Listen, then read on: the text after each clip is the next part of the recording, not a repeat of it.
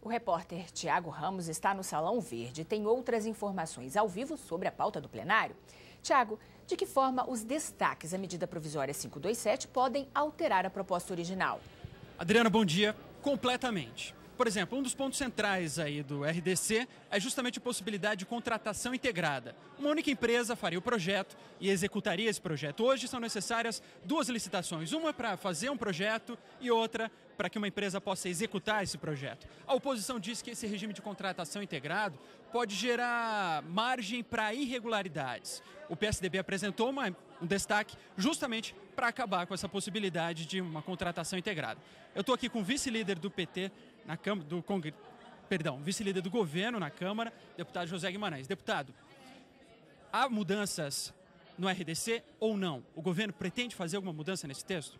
A MP já foi aprovado o seu texto básico e fundamental, o mérito da MP já foi aprovado e, portanto, não haverá mudança de conteúdo naquilo que nós vamos concluir a votação aqui na Câmara. A questão central da contratação integrada, se mexer nisso, tira o foco central da medida provisória, porque a contratação integrada é aquilo que vai permitir à administração pública ter o controle do processo licitatório, do chamado certame. A contratação integrada, igualmente, proíbe, interdita o processo que é montado num processo licitatório das grandes empresas. Controlam tudo, uma faz o projeto básico, a outra faz o projeto executivo, 2 contratos e, portanto, encarece a obra, eleva preço.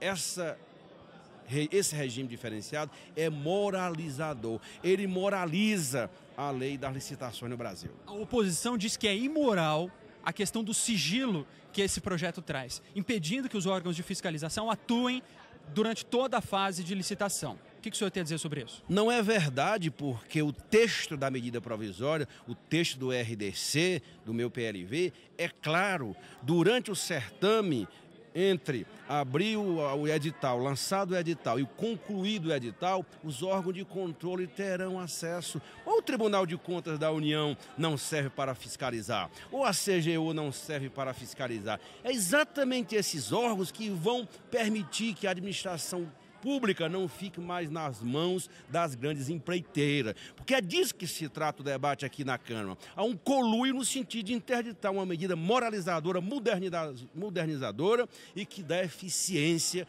às licitações no Brasil, sem abrir qualquer brecha para qualquer desvio do mal feito ou qualquer indício de irregularidade em qualquer licitação. É um controle absoluto.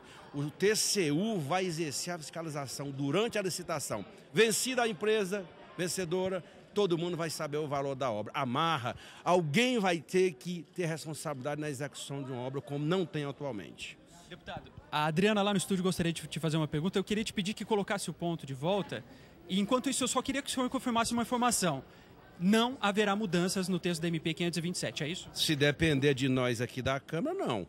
Evidentemente que poderá ter ajuste de redação no Senado, mas no ponto de vista fundamental, o que é fundamental? Equacionar o problema do certame, da licitação, amarrar direitinho para evitar o conluio e a formação dos cartéis. E segundo, garantir a contratação integrada. Isso que é fundamental. Tudo mais pode ser vírgula ou erro de redação. E o Senado já se convenceu. Eu acho que o Senado já está reagindo naquilo que é fundamental. Manter aquilo que fizemos com muito esforço aqui na Câmara. Nós estamos prestando um grande serviço ao país e aos órgãos de controle, inclusive a administração pública vai sair ganhando com isso, porque é uma medida que protege a administração pública. Deputado José Guimarães, o senhor consegue me ouvir bem? Estou ouvindo agora. Deputado José Guimarães, uma outra polêmica em vista na Câmara, uma alteração na proposta da LDO, Lei de Diretrizes Orçamentárias. A notícia está na agência Câmara. Relatório final da LDO protege emendas individuais do contingenciamento. As emendas individuais poderão ficar livres de contingenciamento em 2012. Esta é uma das principais novidades do substitutivo ao projeto de Lei de Diretrizes Orçamentárias, LDO, entregue nesta segunda-feira pelo relator deputado Márcio Reinaldo Moreira na Comissão Mista de Orçamento. De acordo com o texto, além de ficarem livres do bloqueio, as emendas terão prioridade na execução, de modo modo similar ao que acontece com os projetos do Programa de Aceleração do Crescimento, o PAC. Deputado José Guimarães, essa proposta tem apoio do governo? Não, os programas essenciais e prioritários da administração pública são aqueles que são encarados como estratégicos. PAC, programas sociais, os investimentos prioritários, as obras da Copa e das Olimpíadas. Isso é fundamental. O governo precisa, ao mesmo tempo, manter o controle da inflação, fazer o equilíbrio das contas públicas e aumentar gradativamente e progressivamente os investimentos públicos no Brasil. Fora disso, podemos ajustar alguma coisa, mas nada que quebre isso, inclusive, que está colocado na resolução número 1 do Congresso Nacional. Nem a LDO, nem o PPA, nem a Lei Orçamentária Anual podem alterar aquilo que já está na resolução número 1 do Congresso Nacional. A peça orçamentária, a Lei de Diretriz Orçamentária, tudo é baseado na resolução número 1. Portanto, é um debate que nós vamos fazer, mas o governo, evidentemente, que tem uma excelente relação com o Congresso, estamos aprimorando isso, e aquilo que for para aprimorar, manter a transparência, manter a coisa bem feita, o governo está aberto. Evidentemente que eu sequer vi o texto que o deputado apresentou, o relatório final, mas de qualquer maneira, o governo não vai abrir mão daquilo que é fundamental. Os investimentos do PAC, os programas sociais, os investimentos da Copa e aqueles outros investimentos que estão já, que integram os programas específicos de cada ministério. Isso é fundamental. E o governo vai ter a margem, como sempre teve. Não precisa alvoroço. Calma para a gente aprovar um LDO que, de fato, dê conta desse novo período que nós vamos ver em 2012. Pode ser que a Câmara discuta também nessa semana o reajuste da tabela do imposto de renda, 4,5%. O senhor acredita que dê confusão isso, que possa subir esse valor ou descer à revelia do interesse do governo aqui na Câmara? A negociação, evidentemente, acontecerá, em primeiro lugar, com os líderes da base e, em segundo, com os líderes da oposição, de todo o Congresso. Quem comandará essa articulação é o líder do governo e o presidente Marco Maia. É uma boa medida provisória. O clima é positivo para se votar essa medida provisória. Do ponto de vista do PT e do governo, a prioridade é votar os destaques do RDC.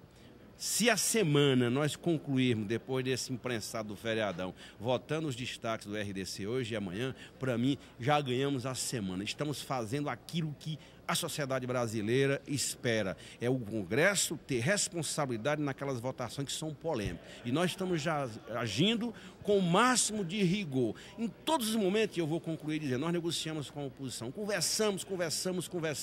E chega a hora que, evidentemente, nós vamos, é a chamada hora da onça beber água, como diz lá no Nordeste, e os cearenses falam. E a hora chegou, nós vamos concluir essa votação para o bem do Brasil e para o bem da Copa de 2014. Deputado José Guimarães, eu vou ler agora outra notícia na Agência Câmara, desta vez relacionada à segurança pública. Líderes dos bombeiros do Rio se reúnem com Comissão de Segurança. Os líderes do Movimento dos Bombeiros Militares do Rio de Janeiro vão se reunir nesta terça-feira, hoje, com o presidente da Comissão de Segurança Pública e Combate ao Crime Organizado da Câmara dos Deputados, deputado Mendonça Prado, e com integrantes da comissão.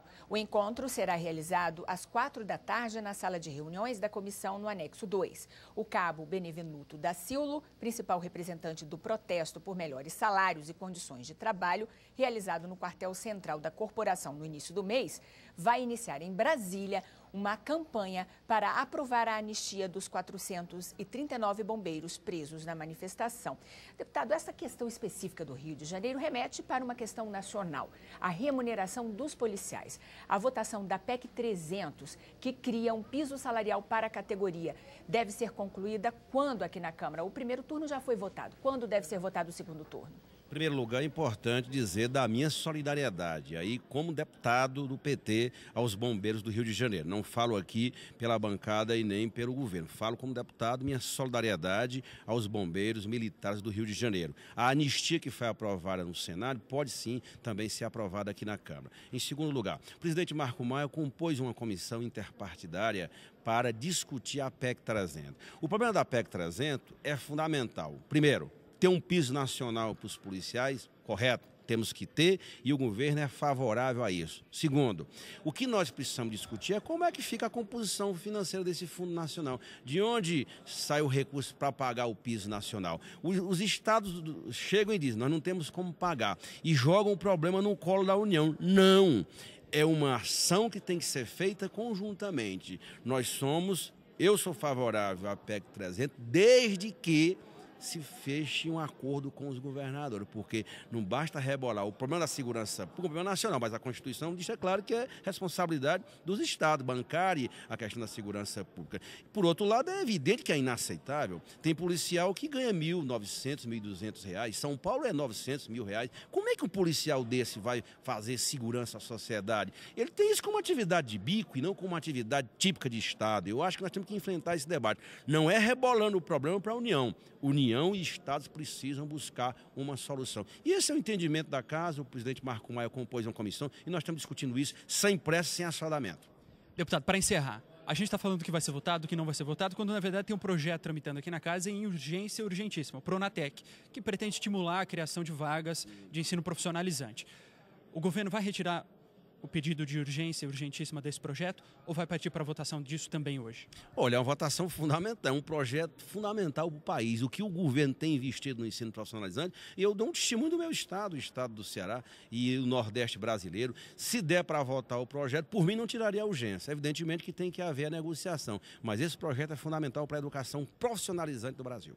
Obrigado, deputado José Guimarães, vice-líder do governo aqui na Câmara, que é do PT de Ceará.